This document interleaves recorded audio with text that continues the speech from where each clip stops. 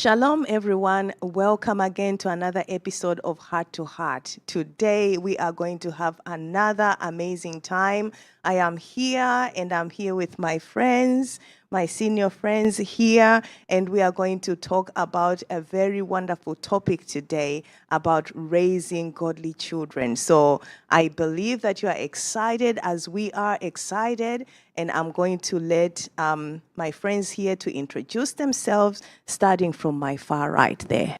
Shalom, everyone. My name is Susanna Fraser, and I am from Streams, Sydney campus.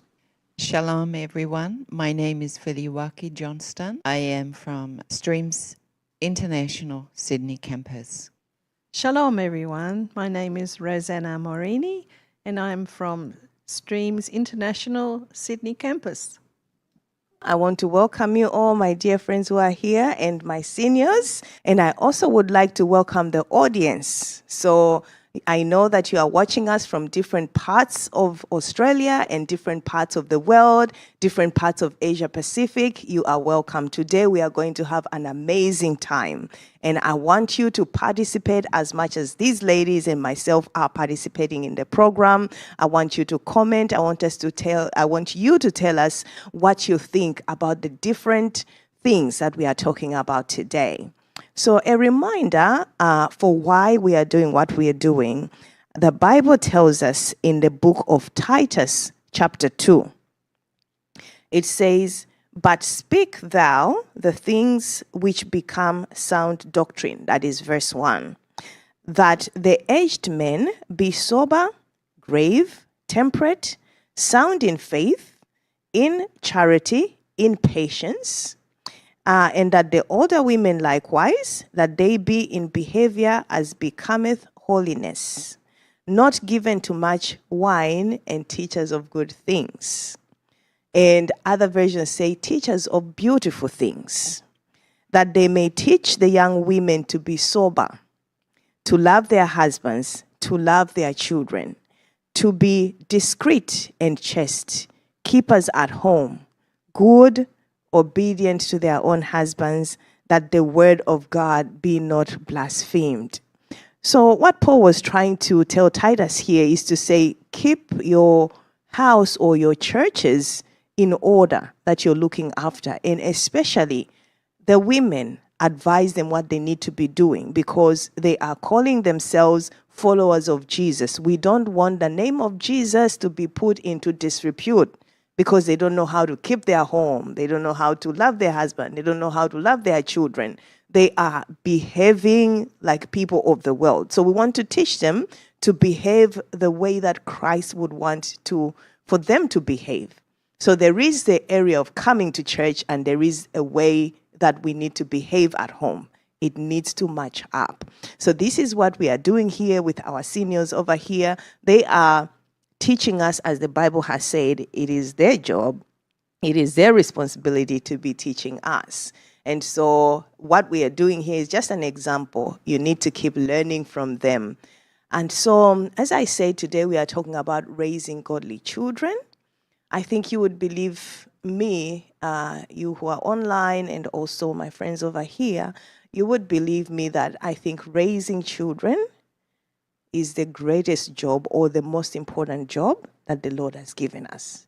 You can be an executive manager, you can be, I don't know, whatever titles you want to be, run big corporations. But I think if you've got children, your biggest job that God cares about, more than anything else that you do, is raising godly children.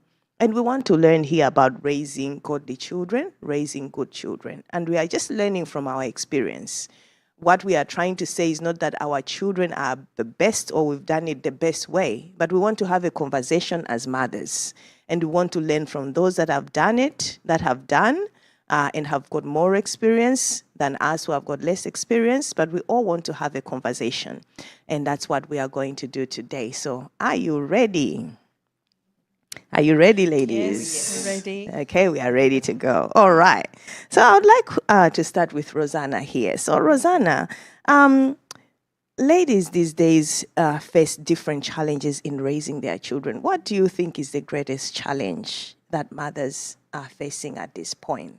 Yes, I can see from my grandchildren, who the young ones are living in my home, Yes. the technology, the influence that the technology has on young children today, which I didn't have those issues in when my children were little. Right. And my kids were small. So yes, it seems to be it can be an issue for young parents today. Right. So you're talking about technology. So what exactly is it about this technology that is so scary for us or for you when you see the younger generation or your grandchildren have technology? My children have technology. Many people who are watching, their children have technology. From your point of view, what do you see as a danger there?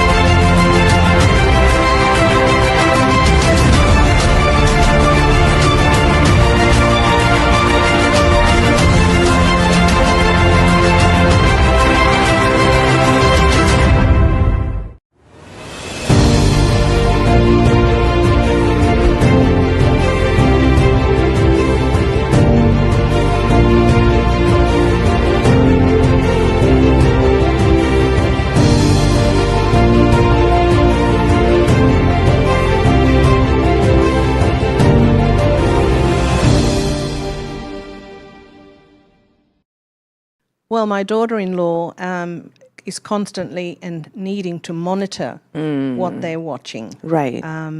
It's so the evil that used to be just outside the front door is now can come inside your home. Yes. And so there's a lot of a great necessity to monitor what your children are watching Yes. and be very diligent. yes. And also the fact that they can get so caught up in, they can become addicted. They just want right. to play it all day long, be on That's the right. devices all day long. So yes, that's what I see from at the moment. Yes, yes. My You bring experience. you really bring up a very good point, because you're talking about the fact that the technology is evil that is coming inside the house. Absolutely. So there is nothing like you can say, okay, don't go to this place. Don't go to watch that movie because I don't want you to watch that movie. Exactly. You can't say that because they are having the gadgets with them. So you have to watch what they are actually accessing on that device. Yes. Yes. Do Feluaki, do you have anything you'd like to comment on that one? Okay, I would like to comment on what Rosanna was talking about Yeah. in the monitoring of the technology. Yes.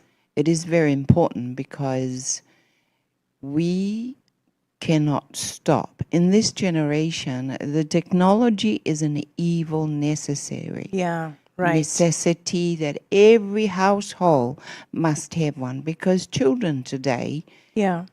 need it for their homework. Yes. And it's up to you, mother. And these are for the school children, but for the young one and down below to year 0, Yeah.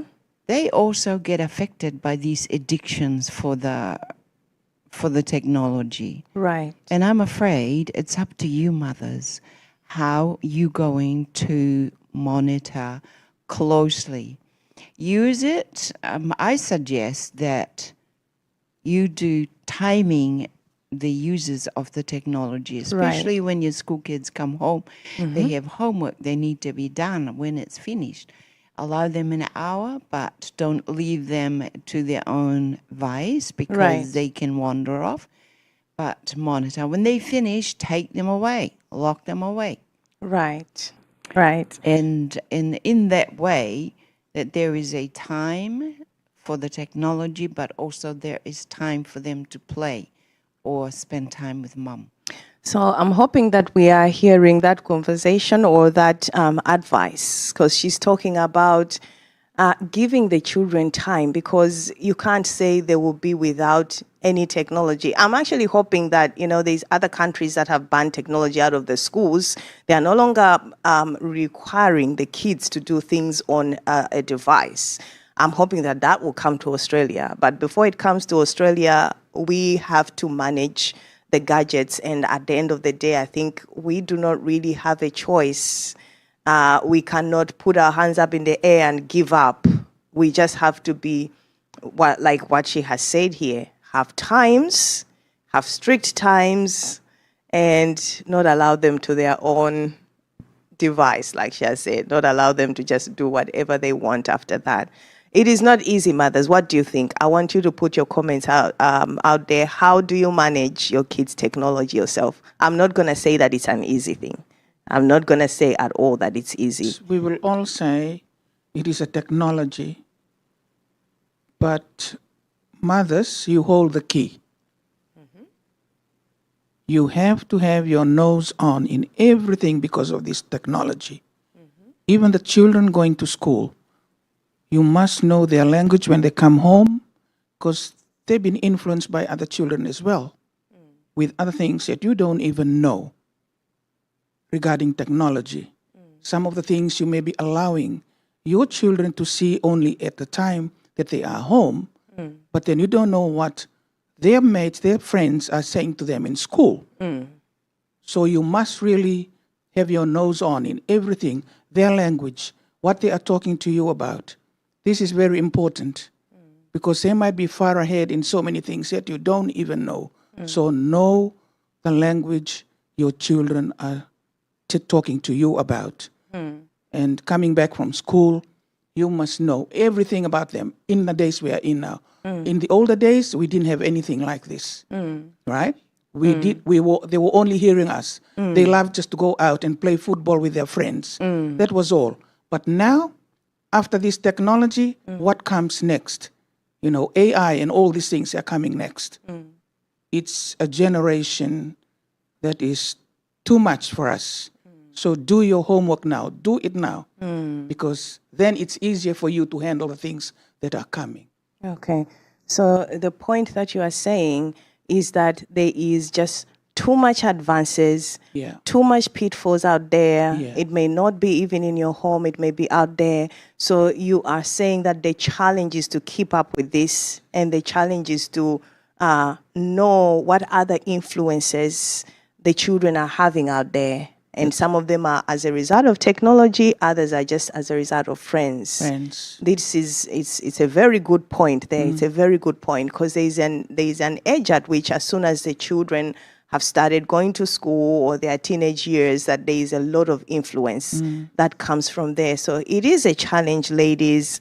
It is a challenge. And I would like also to hear the comments of everybody who is online there. What other challenges are you facing in raising children that you would like to be addressed? Because we will be online there to respond to as many questions or as many comments that come up. Okay, so having discussed all these challenges, I have this question for you, Susanna, to say, what advice do you have for mothers that would help them to raise good children? What advice? I know we have talked about a little bit of advice as we were talking about the challenges, but is there anything special?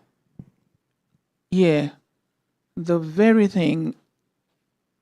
special thing that a mother should do is praying with your children. All right. Praying with your children and making sure that they respect you, that when you have said something that you're going to do with them, honor that. Right? If you're taking them to the movie or taking them, do not say, oh, you have making an excuse now that they can't go. Whatever you are doing with them, make sure that you honor everything. That way, they will continue. When you are saying we are not going there today, I will say, okay, mom, all right? Because you are honoring everything that you are telling them to do. And praying is so important, because then the Lord will use that for you to discern more things with your Okay. children. Okay, that's a very good point. So you've mentioned two things there. So the first one is about praying with the children, which is a point on its own. And I would like to say that for some mothers, it's easier, especially if let's say you have never prayed with your children before. If your children are younger, it's going to be easier for you. Please start. Please start today. Please have a time, a day in the week. If you are busy with sports, whatever, at least start with one day in a week where you gather your children together and you pray together. Very, very important. And then also you have talked about keeping your word, isn't it? Yes. And I like the way you have said it, because you're not talking only about keeping your word when it comes to punishment, but keeping your word when it comes to good things too. Good things. So if you said, I'm going to take you here, then take them to Honor the it. place, honor it. And so that one day if you put your foot down and you say, I don't want you to do this, they are used that you are the person of your word. Yeah. So that's very good advice. Thank you very much for that. And I believe that at some point, we do have to address this question of what if the kids are teenagers and you have never prayed with them before? Sometimes, and let me say teenage and older, sometimes it's difficult when you are to start. But don't be afraid of starting. Just start first to say, today we are going to pray, and see the reaction. Pray about it, and you'll find that the Lord melts their hearts and they come. Or else they come after a while, because sometimes you always have the one who is going to do it with you, but the two don't want. You do it consistently with the one, then the other one will come in, then the other one will come in. There are many different ways, but the Lord will help you. But don't be frustrated, don't stop, because praying together, as Susanna has said, will help you understand a lot of things about your children in that process. We will be right back.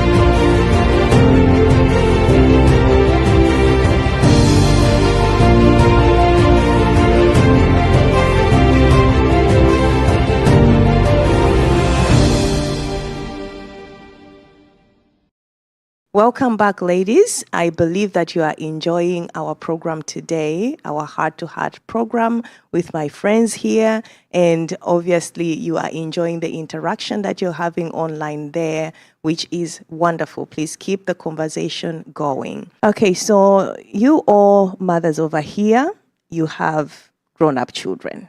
Some of your children are in their 40s, maybe some in their 30s, some in their 50s. So we all have, you all have grown-up children. I do have a grown-up son too. I have to give myself that. So I would like to ask, at every stage of their life, when they were toddlers and babies, they demanded a different type of love from you. And then they grew up to become school children and then teenagers, and then young adults. At each point, they do have different love needs, we would say. So in what way did you experience these changes with your own children, and how did you manage those changes so that you can love them at every stage in their life? Faye, would you like to start us off in that conversation? To love my children, I'm just reflecting at the moment how I loved my children from different age. There is something that sits in my heart of knowing the little ones that I used to love when they were little, in different phases with their challenging, changes their behavior. But I used to tell my children, I want that little person that is, and I named their name, that is Jane when she was young and beautiful and happy and innocent. Those are the kind of love that I want to hold on to with my children. But then sometimes because they're in different ages, they just closed up. Right. Okay. So you are saying, just to recap for our viewers, so you're saying there is an age at which they changed from being that little bubbly child that's always talking to you and is easy to love, running to you, give you a hug, and into somebody who is a little bit more introverted or does not speak much. That's correct. And you probed to still have a conversation with them. Yeah. And it's making that, I guess for me, it was making myself available. Available and know. When you know, because you can read your children. And when you know they're unhappy, when you know they closed up, they don't say much, they're hiding something. Because they're not the child that you used to know. And addressing that I used to sit at the table with a cup of tea, and at the time there were no mobile phones or computer, and I have to sit and look and do some reading of sort, but just sit there and make available of my, for when they come around, I would approach them and offer that time one-on-one with that child to address whatever issue they have. Okay, very good advice, very good advice. So one-on-one parents, this is the thing that we are learning. Because for those of you who have raised kids that are, have passed the teenage, you probably have experienced that they do change in the way that they interact with you at that point, because they've grown up. They're not babies anymore. They're not thinking in a babyish way. So some of the conversation that you had with them that was interesting that time is no longer interesting. So we all went through that. I went through that at the point where at first I want to tag along with my mom everywhere, but I'm a teenager. I don't want to do it. It's very boring for me. I don't like those conversations that I used to love before. And so all the children go through that. But then as you learn your children, you can go past that to see whether it is just because they are now in that phase of a teenage, or maybe there is something more wrong there. And Faye has given us very good advice. She would sit down and she would probe to say, make herself available in a spot where they are passing by, to say, I'm here, I'm available, and then talk to them and say, I still want that person that I was talking to. I want to know what's happening with you. Are you all right? That's very good advice. So, Rosanna, would you like to add to this conversation?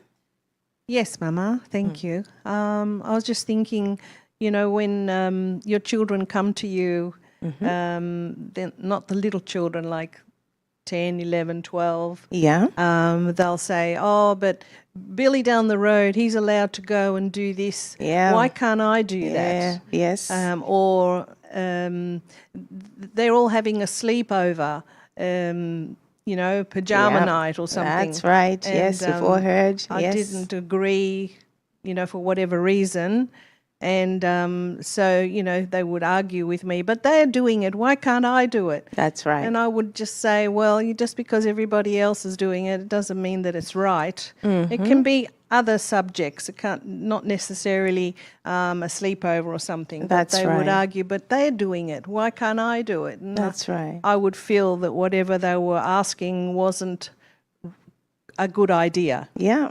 And so, yes, the discussion about, why can't I do it? Yeah. And Yeah. yes, that's and a challenge. So it was just like, well, they do it that way, we do it a different way. Yes, that's right. Yeah. That's right. Yes. It's not easy being a parent. That's right. That's right. That is very good advice. Very good advice. And a lot of profound things out of there, knowing that we are not alone as mothers. We don't have to do it alone. We've got extra help. We've got divine help. And as you're saying, every mother is really trying their best. You are doing a great job trying to raise the children, bring them up the best way you know how.